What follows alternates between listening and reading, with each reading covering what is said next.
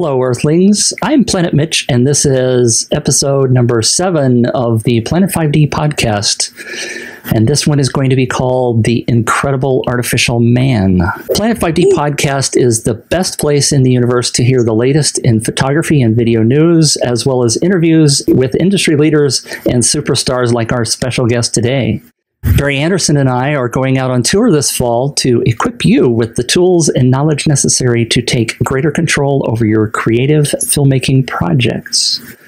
Find out more about our tour of the United States and Canada at DSLRdynamics.com. Barry and I are very excited, and we look forward to meeting you at one of those 31 amazing events. So all you need to do is to remember DSLR Dynamics, taught by the Dynamic Duo. Yeah. Before we meet our special guest, it's my pleasure to introduce you to the Planet 5D podcasting team. The male voice was Barry Anderson from barryanderson.com, who is a filmmaker, producer, director, and co-author of the best-selling HDSLR book on the planet called The DSLR Filmmaker's Handbook. And it's nice to have you back, Barry. We missed you on the last show. Yeah, we did. I'm glad to be back, and hopefully I will have something to contribute today. You always do. It's always a pleasure having you. Also, the female voice is Pamela Barry, who describes herself as a mom, photographer, video producer, camera operator, actress, and what else, Pamela? What else do you do? Everything, right? Your sidekick, Mitch. Well, I have this list, but then I think there's always a whole bunch of other things that you really do that I know you do, but it's not in the list. So it depends on the week. And of course, I'm Planet Mitch, which I said before, and I'm the only guy I know that has his own planet. You can find all of the Planet 5D podcasts and more on iTunes at planet5d.com/podcast. Isn't that a pretty simple little thing to do? planet5d.com/podcast. And of course, we'd love you to stop by our incredible Planet 5D blog and forums, which you can find at planet5d.com. All right, so that's all of the fun introduction stuff, but today we have an incredible special guest. He's none other than the Fake Chuck Westfall, and yes, that's really true. This is the very first live recording of Fake Chuck Westfall in the universe that I'm aware of. Fake Chuck provides an irreverent look inside all things Canon and what is going on around the planet with DSLR gear. You can find Fake Chuck blogging over at fakechuckwestfall.wordpress.com and over on Twitter as @FakeChuckWestfall. Thanks, Mitch. That's a pretty epic intro, man. With the music and all. Pretty cinematic. It's good to be here. Thanks for having me, everyone. I hope not to disappoint. Just for the listening audience, that's for sure not really Fake Chuck's real voice. Maybe it is. Well, that's a good point. We have prepared a couple of questions in advance and sent those along to Fake Chuck, and he is using a voice synthesizer to retain his anonymity. At least that's what he expects. You never know. We might trick him into saying something, which of course we'd then have to edit out, so you'll never hear it. My first question is, how many know you as both you and as the Fake Chuck? Well, most people think I'm Vincent Lafayette. And that's not surprising since he's a cool guy, and I am too. So it's easy to see how people might put 1 + 1 together here. But officially only 2 people know my true identity, who I have told myself. But I think there are more who know, and some may have a good guess. I've just had JJ Abraham over and we were testing the new movie rig, and not even he knows who I really am. Now, if we could only find out who those 2 people are, then we would be really close to knowing who you are in reality. Let's see. How about, I know. Hey, That's top secret. Fake Chuck, what do you see as the future of DSLRs? Is mirrorless going to be the wave of the future? Obviously, the trend is to go completely mirrorless. For Canon Incorporated, the issue was to get a good alternative for the autofocus system and to get an electronic viewfinder that is worthy of replacing the optical viewfinder. The optical viewfinders we have now aren't really that good yet. In any case, we already have the autofocus issue solved now with the on-sensor phase detection autofocus. We can get rid of the mirror pretty soon now. It's just a question of speed and of a good electronic viewfinder. For integration, we already have an SDK out, but I recently also blogged about the fact that we have to do more with this. Opening up the EOS platform to developers and having people create on top of that will add tons of extra value for customers and the EOS line as a whole. Well, that leads right into one of my other questions. I'm going to jump in since my question sort of fit in there. You mentioned being able to add features on like Magic Lantern is doing. What is your thoughts about Magic Lantern, and how soon is Canon going to get there? Are they going to be leading edge, or are they going to take a long time to get there? It's a difficult subject, and this is also something I recently blogged about. It's a certainty that Canon Incorporated doesn't fully utilize the hardware in various products. Sometimes things are intentionally dumbed down in the software as well. But often it's also a matter of keeping development times reasonable. You can continue to develop and add features, but at some point you have to ship product. So it's impossible to add every single feature you can think of. And that's where the Magic Lantern guys are doing a good job, in my opinion. And like I mentioned before, we need to open up the platform. This is Barry, and since you cover Canon, obviously you're fond of both. But is your preference more on the still side or the video side? I'm mostly a stills guy myself, since that's been my background before I joined Canon USA. So with the new 7DD that just started shipping, what are your thoughts on this particular camera that people are starting to get their hands on? Obviously, the fact that it has the new 19-point autofocus system from the 7D is a big improvement over the previous 9-point system that we've had to suffer with for years. As you may know, I've been complaining about this ever since I started blogging. I've spent countless hours complaining about this to Japan, and I'm glad it paid off. And then there's also the phase detection autofocus on the sensor, which is exciting technology. Autofocus in video mode is finally starting to become useful thanks to this. And we're only just scratching the surface in terms of its possibilities. But I'm not happy with the image quality. I think Canon should have kept the resolution around 18 megapixels. The images look too digital to me. It has that cell phone quality to it at the higher ISO values. And this is something a real professional shouldn't want. You should want your images to stand out from the ones that people are going to make with their mobile phones at an event. It's a shame that Canon Incorporated isn't paying enough attention to this, especially since the competition with mobile phones is starting to get fierce. You have to offer a serious incentive to people to want to use a bulky DSLR instead of their mobile phones. And one of the best incentives, I think, is to offer exceptional image quality, an advantage of the larger sensor which mobile phones will never be able to compete with. Even if the megapixel count is lower, like 16 megapixels for example, make it 16 exceptional megapixels. Let me follow up that, if I may. Do you think that Canon is going to end up getting out of the point and shoot business because the camera phones are doing such a good job with taking images? No, we're not going to get out, but we're going to have to seriously step up the kind of functionalities that we offer. We're going to see more features that have to do with computational photography in the near future. Since my one question kind of goes along with this, I obviously, if people listen to the show, I have strong opinions with the autofocus in these DSLR cameras, and I was curious to know how you felt about it. Hell, autofocus in general was a complete joke for many years. But I think you'll agree with me, once you've tried it, that things have improved a lot on the 7D video. Autofocus is fast and smooth thanks to the on-sensor phase detection. And again, let me remind you that this is just the beginning.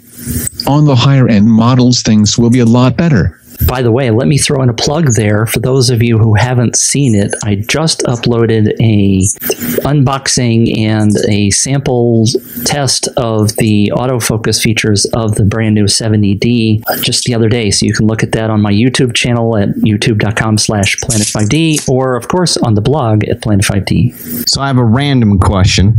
In your opinion, what camera do you think is the best camera that Canon has ever made? That's easy. It's the 1DX, of course. Nice. Very definitive. Another random question, and you've been really great so far, but I notice you like to use colorful language. And now, is this your personality in general, or is this a way to steer clear of your true identity? And honestly, this is one of the very first questions I thought of when I went to your website, and it's excited about you coming on the show. What the fuck do you mean by colorful language? Anyway, the reason is obviously because I'm pissed off all the time. From the moment I started the blog, I was pissed off. And the reasons are clear for everyone. Certainly back then you couldn't mention Canon Incorporated and not start to feel your eyes twitching and your blood pressure climbing fast. I've gotten hospitalized and into intensive care because of Canon Incorporated more times than I care to remember. I've needed some serious therapy back then and still show up for sessions regularly. And this is kind of personal, but to be honest, I've never really managed to fully recover. Even though I'm on at least 5 different types of medication right now. It's not as bad as before, but I still can't help getting frustrated about things. Sometimes I sit in my office and get very vivid flashbacks from 2008 when the 1D Mark III debacle was upon us, and I just start screaming like a madman. Colleagues then run into my office and hold me down and tell me everything is okay. It's very much like a war veteran who served in Vietnam. But one thing is certain, if I had to choose, I'd still choose to do what I did. Fate rarely calls upon us at a moment of our choosing. Someone had to stand up against Canon Incorporated and point out what was happening. And with great knowledge comes great responsibility. I've chosen to make major sacrifices and take great risks in order to improve things for all our customers at Canon. And even though it has cost me my sanity and my health, I have no regrets. Well, that's an absolute first. I've never had a guest who played music behind their answer to make it more cinematic. That was phenomenal. In the Black Star Rising interview, Fake Chuck, you said, quote, "I'm expecting more interview requests in the future, perhaps a few book deals, magazine articles, and maybe a motion picture. Who knows?" So my question is, have you ever gotten that movie deal yet? Unfortunately, Hollywood hasn't called yet. But I'm getting closer. Sorry, I mean, Vincent Lafayette is getting closer to them, and who knows? Maybe we can work out something in the future. Let me ask one last question. Go ahead. Given extraordinary superpower skills, and Canon calls you and says, you are granted one feature that we will put into a new camera, what feature would you choose? Boy, that's a tough one. There are so many I can think of. But right now, I guess it would have to be an electronic viewfinder that's worthy and good enough to replace the optical viewfinder. Fair enough. Awesome. What is the best hope for companies like Nikon and Sony to compete against the Canon tide? None whatsoever, to be quite frank with you. Both Nikon and Sony are going down. Nikon hasn't even come up in the last couple of meetings we've had with Japan. They have absolutely no chance to compete with us. Sony is a different story, and we are watching them closely, but we are very confident about maintaining our lead and even improving it. What I'd like to do is to jump into something that we call the Meteor Round. This is a series of questions that Chuck wasn't prepared for, and it's something that we're doing on a regular basis on our Planet 5D podcasts, just to see if we can get a little bit of information that's unexpected out of our guests. So the first question in the Meteor Round is going to be something fairly simple. What is your favorite movie, Fake Chuck? It's actually a Korean movie called My Sassy Girl. That movie is awesome. Hollywood screwed up their version of it, But please watch the original Korean movie with subtitles. I'll add that to my list. Yeah. If you were going to color your hair, and I know that poor real Chuck doesn't have much hair, what color would you pick, or colors? Black or brown, nothing too fancy. Right now, I just wish I had hair, to be honest with you. That's perfect. If you just discovered a brand new star, what would you name it? I'd name it Chase Jarvis because he's a hot, like a star. He also stars in various movies, as you know.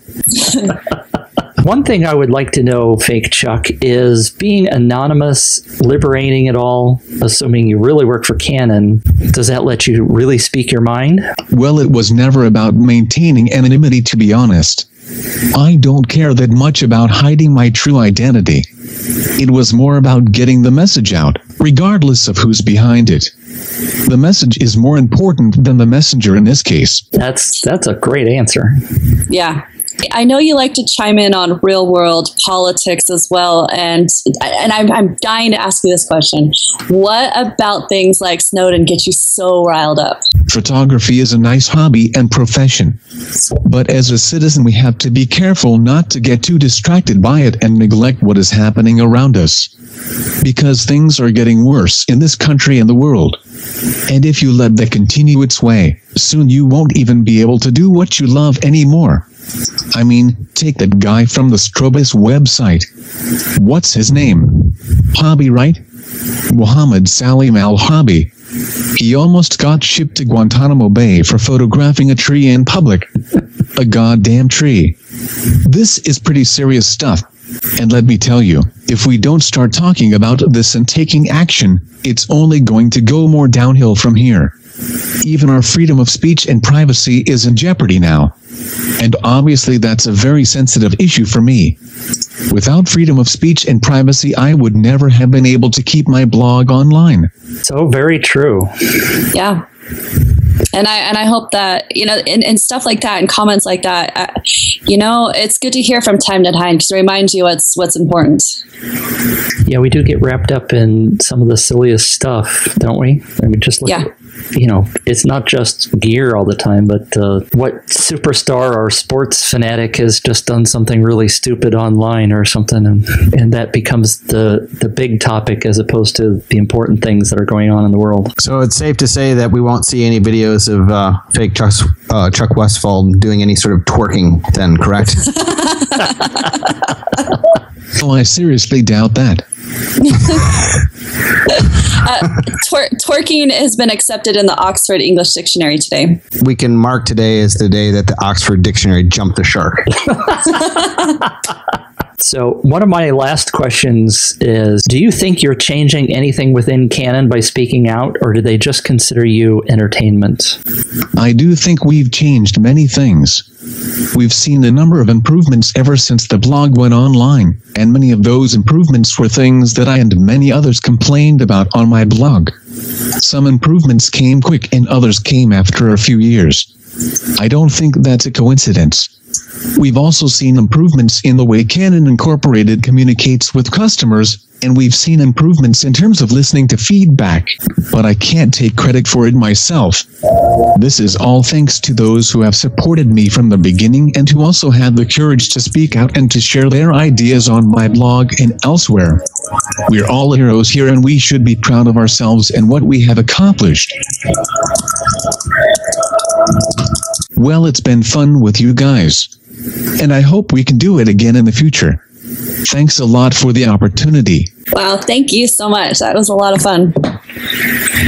Absolutely exciting and thrilling to have the very first Fake Chuck live interview in the universe. I want to thank Pamela and Barry for being my great co-hosts, and we appreciate everyone for listening in and tuning in weekly to the Planet 5D podcast. Next week, we're going to have a special episode from Pamela and an unknown guest at this point from...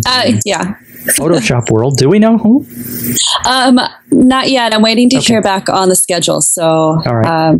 But it'll be good. It's going to be one of the instructors, very well known. So I'm excited. On behalf of Barry and Pamela, this is Planet Mitch saying over and out. I think we need to do a little more all-weather testing. We've had a couple of cardiac arrests down here, too. We got a bunch of guys about to turn blue. We're breathing again. Thanks. That was definitely an e-ticket. Roger, 0J, and I feel fine. Returning in safely to the Earth.